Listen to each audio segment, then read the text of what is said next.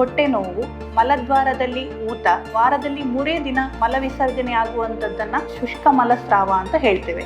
ಗರ್ಭಿಣಿ ಮಹಿಳೆಯರಲ್ಲಿ ಅವರ ಹೊಟ್ಟೆಯ ಭಾರ ಮತ್ತು ಕಬ್ಬಿಣಾಂಶದಿಂದ ತಗೊಳ್ಳುವಂತ ಫಾಲಿಕ್ ಆಸಿಡ್ ಅಥವಾ ಐರನ್ ಸಪ್ಲಿಮೆಂಟ್ ಏನ್ ತಗೊಳ್ತಾರೆ ಅದರಿಂದನೂ ಕಾನ್ಸ್ಟಿಪೇಷನ್ ಜಾಸ್ತಿಯಾಗಿ ಬರ್ತದೆ. ಶುಗರ್ ಅಥವಾ ಡಯಾಬಿಟಿಸ್, ಹೈಪೋಥೈರಾಯ್ಡಿಸಮ್ ಅಥವಾ ಹೈಪೋಕೆಲಿಮಿಯಾ ಮುಂತಾದ ಲವಣಾಂಶದ ಕೊರತೆಗಳಿಂದನೂ ಮಲಬದ್ಧತೆ ಕಾಣಿಸಿಕೊಳ್ತದೆ. ಪೈಲ್ಸ್, ಫಿಷರ್ ಮತ್ತು ಫಿಸ್ತುಲಾ ಈ 3 ಕಾಯಿಲೆಗಳ ಮೂಲ ಕಾರಣ ಮಲಬದ್ಧತೆ ಆಗಿದೆ.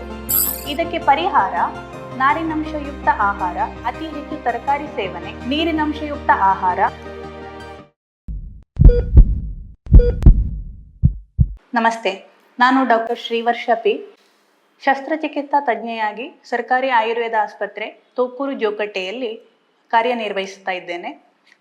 ಸಾಧಾರಣವಾಗಿ ನನ್ನಲ್ಲಿ ಬರುವಂತಹ ಮಹಿಳೆಯರು, ಜಾಸ್ತಿಯಾಗಿ ಗರ್ಭಿಣಿ ಮಹಿಳೆಯರು, ಹೊಟ್ಟೆ ನೋವು, ಮಲದ್ವಾರದಲ್ಲಿ ಊತ ಅಥವಾ ಗಟ್ಟಿಯಾಗಿ ಮಲ ವಿಸರ್ಜನೆ ಆಗುವಂಥದ್ದು, ನೋವು ಅಥವಾ ರಕ್ತಸ್ರಾವ ಎಂಬ ಕೆಲವು ಕಾರಣಗಳಿಂದ ಬರ್ತಾರೆ.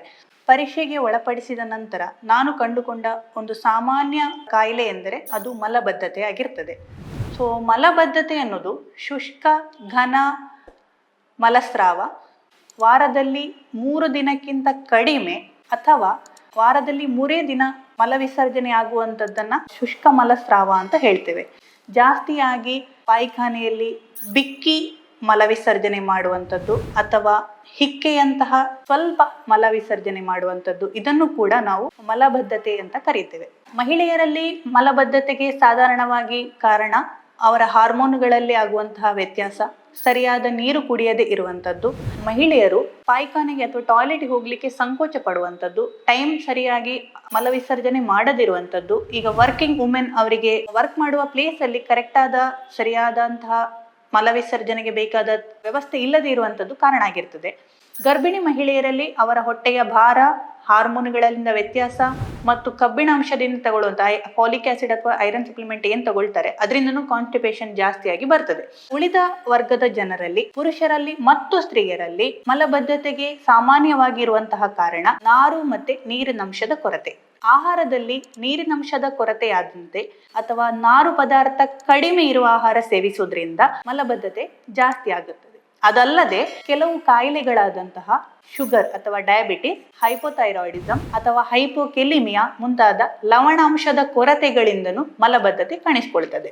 ಮಲಬದ್ಧತೆಯನ್ನು ನಾವು ಹಾಗೇನೆ ಬಿಟ್ಟು ಅದನ್ನ ತುಂಬಾ ಸಮಯದ ನಂತರ ವೈದ್ಯರ ಬಳಿ ಬರುವಾಗ ಅದು ಬೇರೆ ಅಪಾಯಕಾರಿ ಕಾಯಿಲೆಗಳಿಗೆ ಕಾರಣವಾಗಿರ್ತದೆ. ಅಂಥದ್ರಲ್ಲಿ ಒಂದು ಪೈಲ್ಸ್, ಫಿಷರ್ ಮತ್ತು ಫಿಸ್ತುಲಾ ಈ 3 ಕಾಯಿಲೆಗಳ ಮೂಲ ಕಾರಣ ಮಲಬದ್ಧತೆ ಆಗಿದೆ.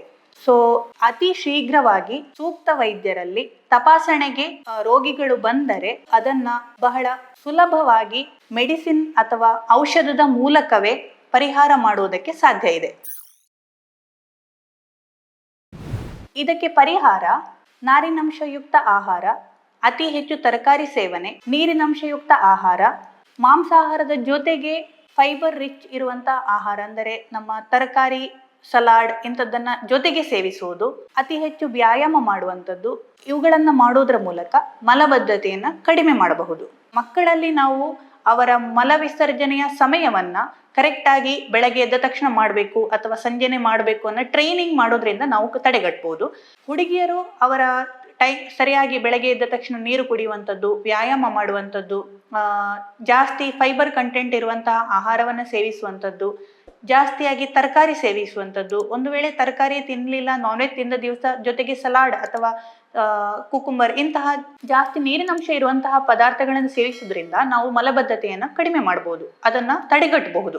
ಪ್ರತಿಯೊಂದು ಸಮಸ್ಯೆಗೆ ಪರಿಹಾರ ಔಷಧಗಳ ಜೊತೆಗೆ ಬೇರೆ ತೊಂದರೆ, ಕಾಯಿಲೆ ಜೋರಾದಲ್ಲಿ ಮಾತ್ರವೇ ನಮಗೆ ಶಸ್ತ್ರಚಿಕಿತ್ಸೆಯ ಅವಶ್ಯಕತೆ ಬರ್ತದೆ. ಅಲ್ಲದಿದ್ದರೆ ನಮ್ಮ ವ್ಯಾಯಾಮ, ದಿನನಿತ್ಯದ ಆಹಾರ ಶೈಲಿ, ಹೊರಗಡೆ ಜಾಸ್ತಿ ಜಂಕ್ ಫುಡ್ ಅಥವಾ ಮಸಾಲ, ಖಾರ ಜಾಸ್ತಿ ತಿನ್ನುವುದನ್ನು ಕಡಿಮೆ ಮಾಡೋದ್ರಿಂದನೂ ಕಾನ್ಸ್ಟಿಪೇಷನ್ ಅನ್ನು ತಡೆಗಟ್ಟುವುದಕ್ಕೆ ಸಾಧ್ಯ ಇದೆ. ಮಲಬದ್ಧತೆ ಜಾಸ್ತಿ ಆಗಿ ನಂತರದ ದಿನಗಳಲ್ಲಿ ವೈದ್ಯರಲ್ಲಿ ಬಂದರೆ ನಾವು ಅವರನ್ನ ಪರೀಕ್ಷೆಗೆ ಒಳಪಡಿಸಿ ಕಾರಣವನ್ನು ಹುಡುಕುತ್ತೇವೆ. ಇದರಲ್ಲಿ ಒಂದು ಪ್ರೋಕ್ಟೋಸ್ಕೋಪಿಕ್ ಎಕ್ಸಾಮಿನೇಷನ್ ಅಥವಾ ಬೆರಳುಗಳ ಮೂಲಕ ಮಲ ದ್ವಾರವನ್ನು ಪರೀಕ್ಷಿಸುವ ವಿಧಾನವನ್ನು ನಾವು ಮಾಡುತ್ತೇವೆ. ಬೆರಳುಗಳ ಮೂಲಕ ಇದನ್ನ ಪತ್ತೆ ಹಚ್ಚುವುದರಿಂದ ನಮಗೆ ಅಲ್ಲಿ ಪೈಲ್ಸ್, ಫಿಷರ್ ಅಥವಾ ಫಿಸ್ತುಲಾ ಇದು ಮೂರರಲ್ಲಿ ಯಾವ ಕಾಯಿಲೆ ಇದೆ ಎಂಬುದು ಅರಿವಾಗುತ್ತದೆ. ಕಾನ್ಸ್ಟಿಪೇಷನ್ ಅಥವಾ ಮಲಬದ್ಧತೆಯನ್ನು ಕಡಿಮೆ ಮಾಡಲಿಕ್ಕೆ ನಮ್ಮಲ್ಲಿ ಬರುವಂತಹ ಪೇಷಂಟ್ಗಳಿಗೆ ನಾವು ಹೇಳುವ ಒಂದೇ ಒಂದು ಅಡ್ವೈಸ್ ಏನಂದರೆ, ಅದು ಸಮಸ್ಯೆ ಬಂದಾಗಲೇ ನೀವು ಡಾಕ್ಟರ್ ಹತ್ರ ಬಂದು ಅದಕ್ಕೆ ಸರಿಯಾದ ಟ್ರೀಟ್ಮೆಂಟನ್ನು ತಗೊಂಡು ಹೋಗಿ. ಹೇಳುವುದರಲ್ಲಿ ಯಾವುದೇ ಸಂಕೋಚವನ್ನ ಪಡಬೇಡಿ. ಮುಜುಗರ ಇಲ್ಲದೆ ಡಾಕ್ಟರ್ ಹತ್ರ ಹೇಳಿದಾಗ ಯಾವ ಸಮಸ್ಯೆ ಯಾವಾಗ ಏನಿದೆ ಎನ್ನುವುದನ್ನು ನಾವು ಪತ್ತೆ ಹಚ್ಚಲಿಕ್ಕಾಗ್ತದೆ. ಲೇಟ್ ಬರುವುದರಿಂದ ಡಾಕ್ಟರ್ಸಿಗೂ ಅದನ್ನ ಫೈಂಡ್ ಔಟ್ ಮಾಡಲಿಕ್ಕೆ ಕಷ್ಟ ಮತ್ತು ನಿಮಗೂ ಅದರಿಂದ ಜಾಸ್ತಿ ತೊಂದರೆ ಆಗುವಂತಹದ್ದು. ಸೊ ಪೈಲ್ಸ್, ಫಿಷರ್, ಫಿಸ್ತುಲಾ ಮುಂತಾದ ಕಾಯಿಲೆಗಳು ಅತಿ ಶೀಘ್ರದಲ್ಲೇ ಅದನ್ನ ಶಸ್ತ್ರಚಿಕಿತ್ಸೆ ಇಲ್ಲದೆ ಅಥವಾ ಆಪರೇಷನ್ ಇಲ್ಲದೆ ನಾವು ಸರಿಪಡಿಸಲಿಕ್ಕೆ ಸಾಧ್ಯ ಇದೆ. ಅದಕ್ಕೋಸ್ಕರ ಡಾಕ್ಟರ್ ಹತ್ರ ಆದಷ್ಟು ಮುಜುಗರ ಇಲ್ಲದೆ ಬಂದು ಮಾತಾಡೋದ್ರಲ್ಲಿ ಸಂಕೋಚ ಪಡಬೇಡಿ. ಸೂಕ್ತ ವೈದ್ಯರನ್ನ, ತಜ್ಞ ವೈದ್ಯರನ್ನ ಸಂಪರ್ಕಿಸಿ.